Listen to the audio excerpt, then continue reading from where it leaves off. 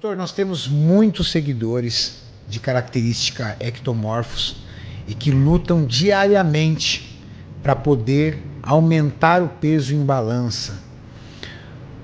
Existe uma dieta adequada, uma dieta que nós podemos dizer, essa dieta, estou falando de distribuição de macros, é a dieta que te faz ganhar peso? Tem meio que um aspecto ali de organização que você consegue meio que focar para hipertrofia, e aí entra, diferente do que a gente estava falando, é superávit, é aumento de calorias. Então, na literatura, se o cara é ectomorfo e somando todo o treino, o basal e tudo que ele tem de gasto e bateu 3.000 calorias, obrigatoriamente eu tenho que dar 3.000 mais 500. Ele tem que ter um superávit além do que ele está, porque é o gasto do treino, é o dia dele no metabolismo basal, é a atividade de ambulação, e eu preciso suprir aquela caloria dele para ele entrar em superávit. Então é muita comida às vezes para as pessoas, mas de uma forma geral. Se você pegar 50 a 70 calorias por quilograma de peso, você consegue fazer um cálculo rápido para ter uma ideia do quanto que é uma dieta para ganho de massa magra. E em segundo ponto, que a gente já conversou, o pessoal não sabe computar o total proteico com o total calórico de carboidrato.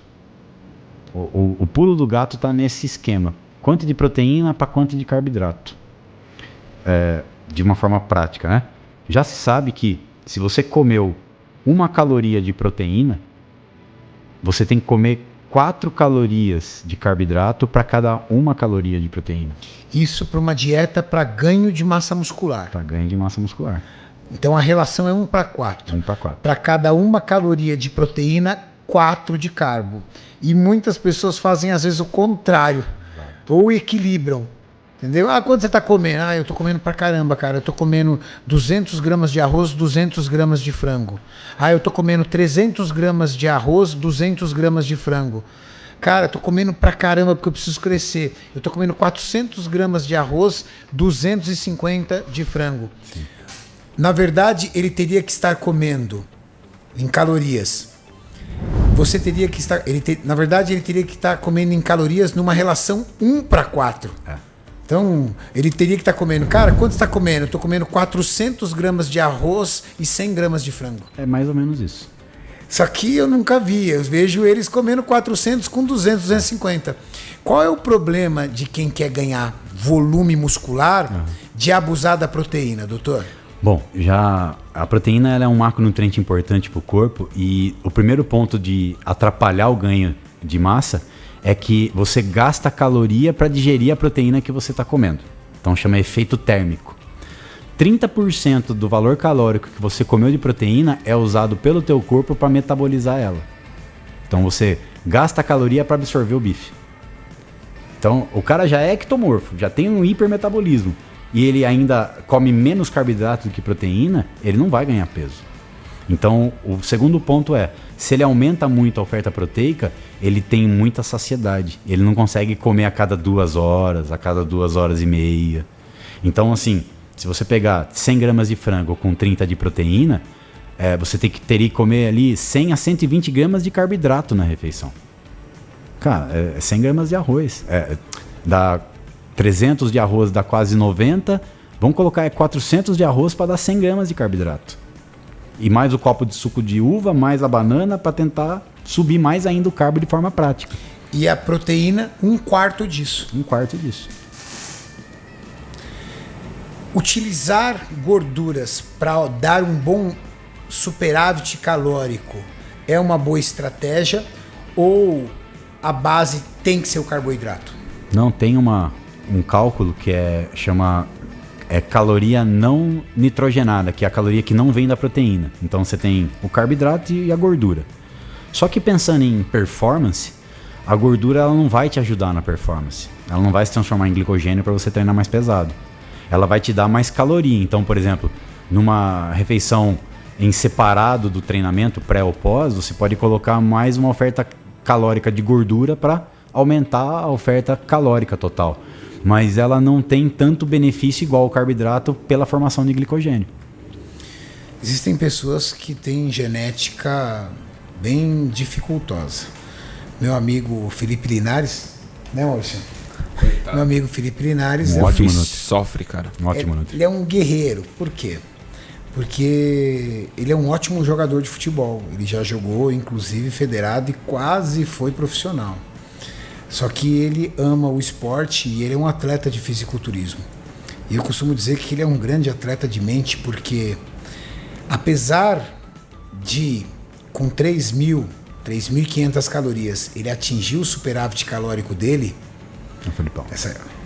apesar das suas 3.000 e 3.500 calorias, ele atingir o superávit calórico dele, ele descobriu que ele só consegue aumentar em peso na balança, ele só consegue realizar um off-season, uma dieta que lhe dê volume muscular, ultrapassando a barreira das 7.000 calorias. Isso é muito penoso, doutor. Isso é muito difícil. Por que isso acontece? Porque algumas pessoas precisam de tantas calorias para evoluírem em peso.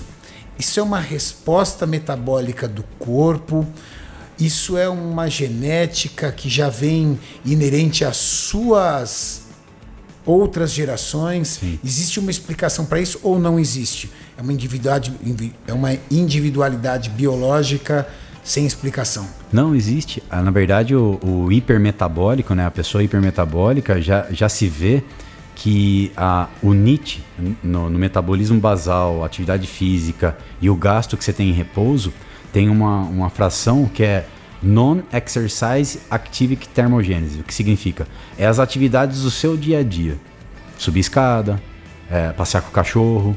Então tem gente que geneticamente gasta muita caloria nessas atividades. É mais hipermetabólico do que outras pessoas.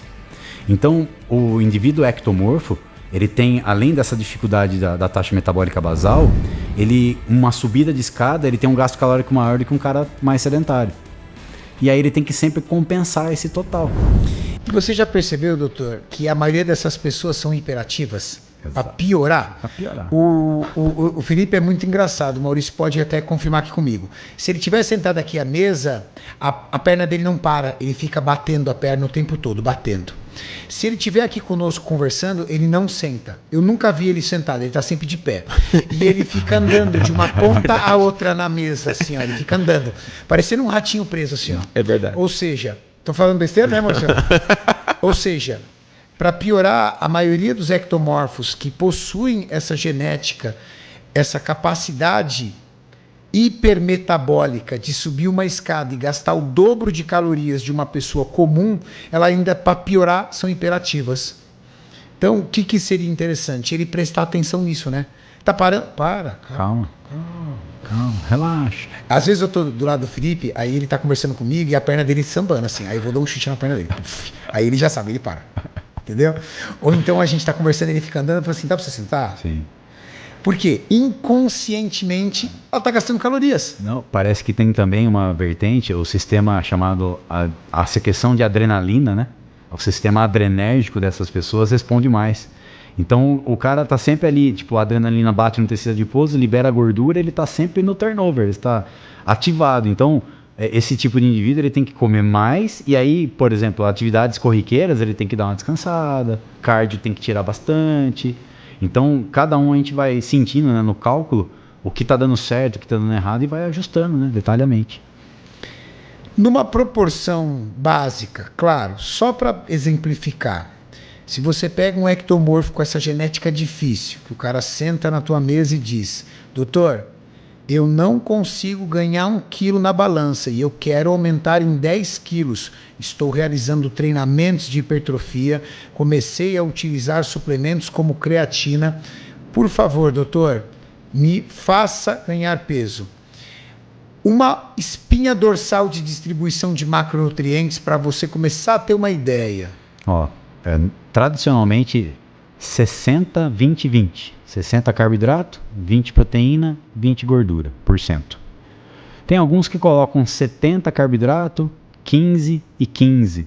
Só que na minha opinião, diminuir muito gordura da dieta não é legal.